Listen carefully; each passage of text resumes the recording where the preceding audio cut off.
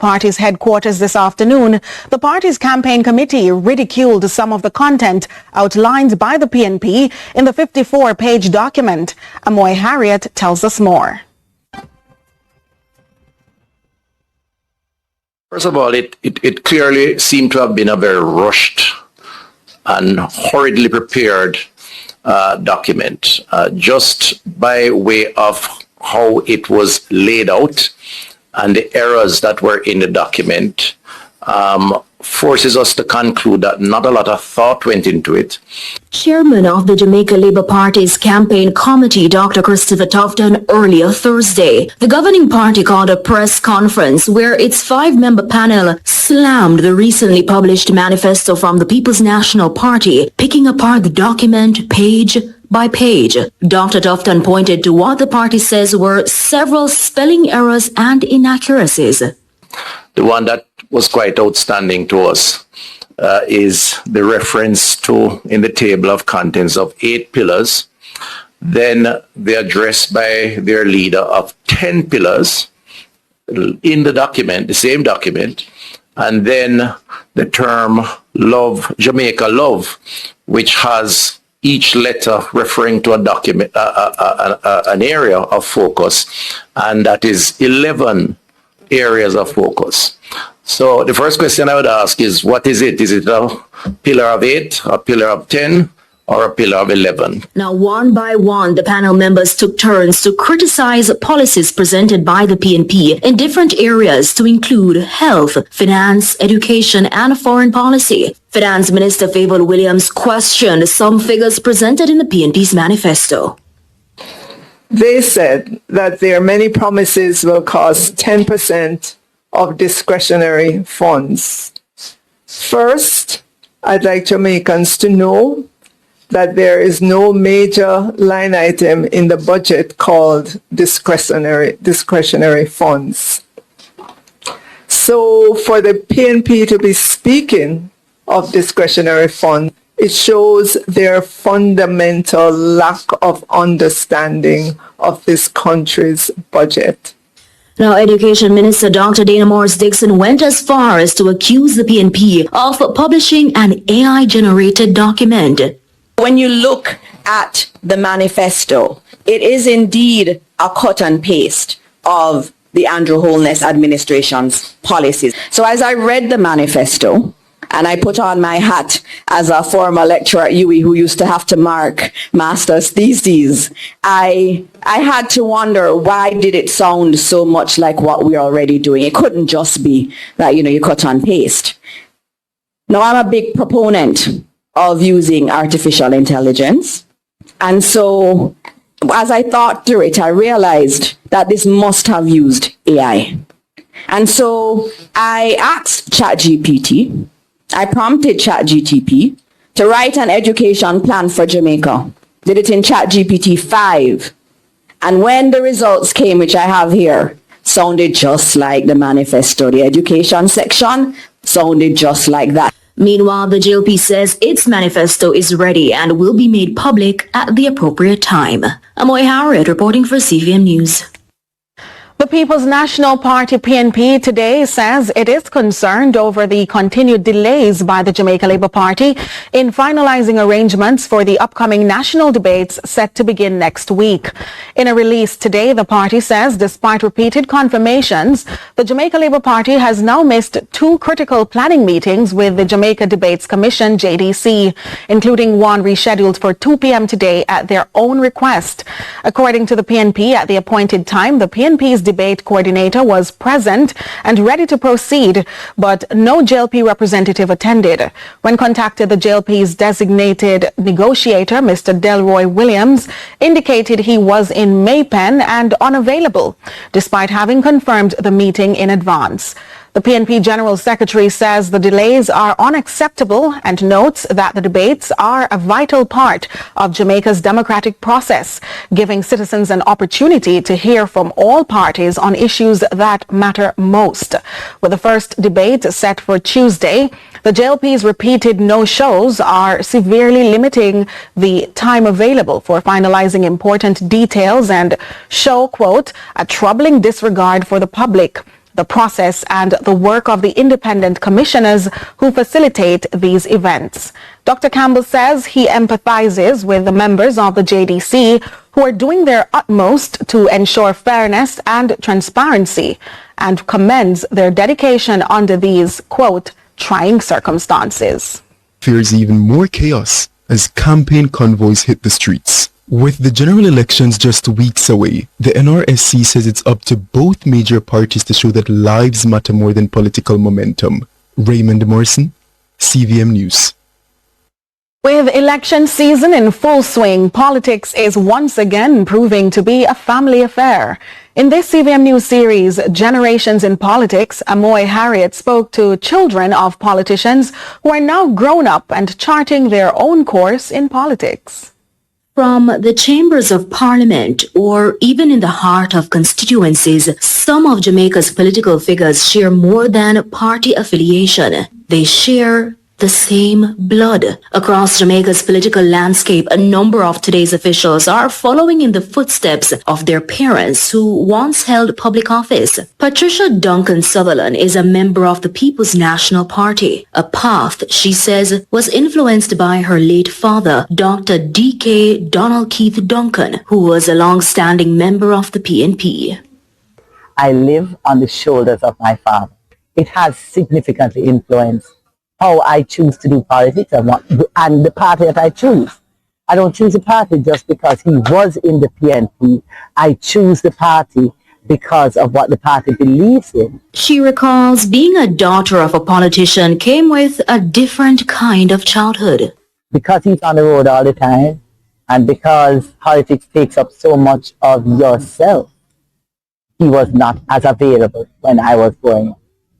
And actually, I think I got the best of him as an adult. For Dr. Patrice Charles King, her childhood was somewhat similar. Her maiden name, Charles, as in Pernell Charles Sr., carries weight in the Jamaica Labour Party. Individuals don't really understand the childhood that we go through as, children of politicians. In order for you to spend time with daddy, with my father, we had to be on the ground with him. After being on the ground with him for years, she ran for Member of Parliament in the Eastern St. Thomas constituency in 2011, but soon realized politics, despite her family background, wasn't her cup of tea.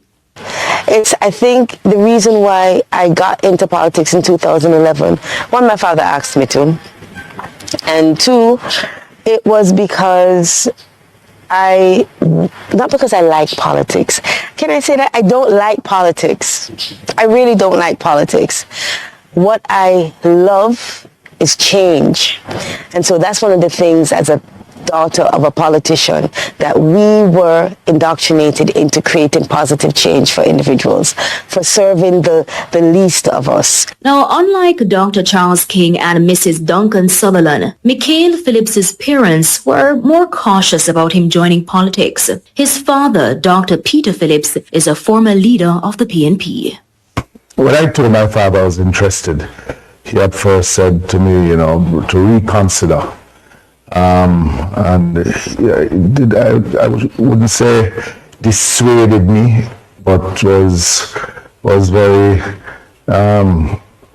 letting me be cautious and reminding me of some of the highs and lows of representational politics. He eventually got his father's support, but he insists he's working to carve his own identity beyond the Phillips name. In 2020, when we had the big defeat in the People's National Party in that election, I was able to retain my seat, not being my father's son, and he was the president of the party then, but because of the work that I've done in my own constituency, because it was important for me for my constituents to know me as their candidate and not me just being a senior member of the party's son. Now, they're not the only ones with politics in their DNA. We'll hear from others in part 2. Amoy Harriet, CVM News. More CVM News at 7 in a moment with us. With the 2025 general election fast approaching, the Member of Parliament for Northwestern Manchester is confident that That's one constituency the Jamaica Labour Party will not claim. The MP is also taking aim at what he says is the government's election-timed focus on a major roadway in the parish and reminding residents of his party's position on the new school bus system. Our reporter Akeem Aret tells us more.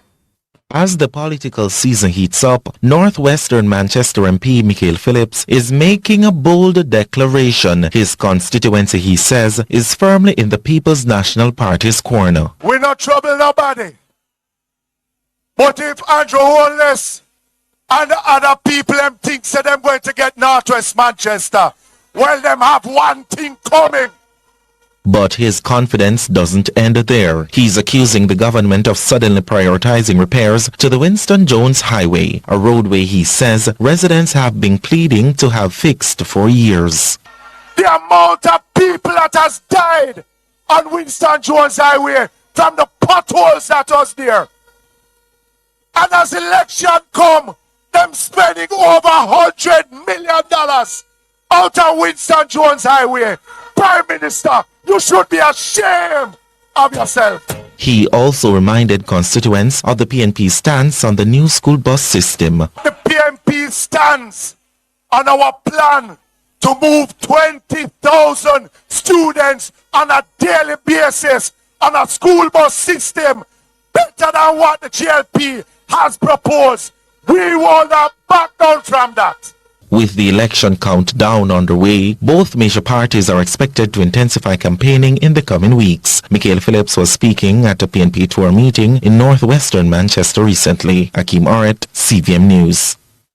Meantime, at a political meeting held in St. Mary Central yesterday, Prime Minister Dr. Andrew Holness highlighted his government's record, saying it is the first in Jamaica's history to fully document its achievements on paper.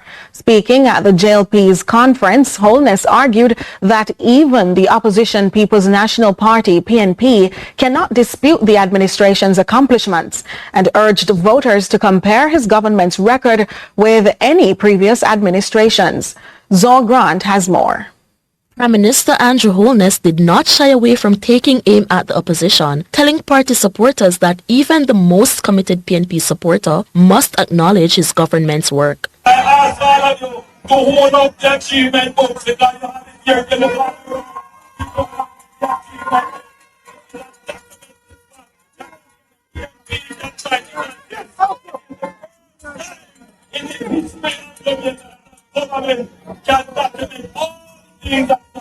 Speaking at a party meeting in St. Mary Central, Holness pointed to the Spark program as evidence of that action, describing it as the single largest road investment by any government in Jamaica's history, with 660 roads scheduled for repairs across the island. We have put in place the Spark program. The Spark program is the largest expenditure by any government on roads.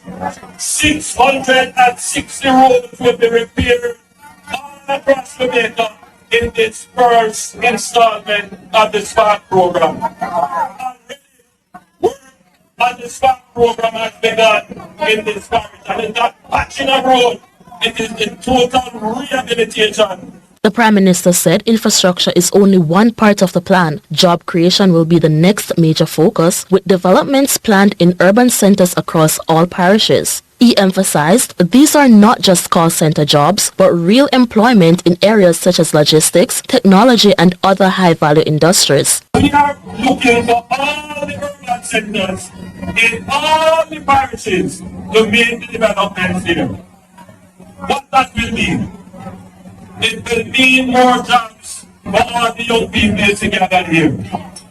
And not just call center jobs, but real jobs in logistics, in technology and artificial intelligence. Holness told supporters delivering on promises requires actions Jamaicans can see and touch, not just words. He reminded the crowd that while no government is perfect, when voters compare the JLP's record with the PNP's or any previous administration, they will conclude his government is the best choice for Jamaica's future.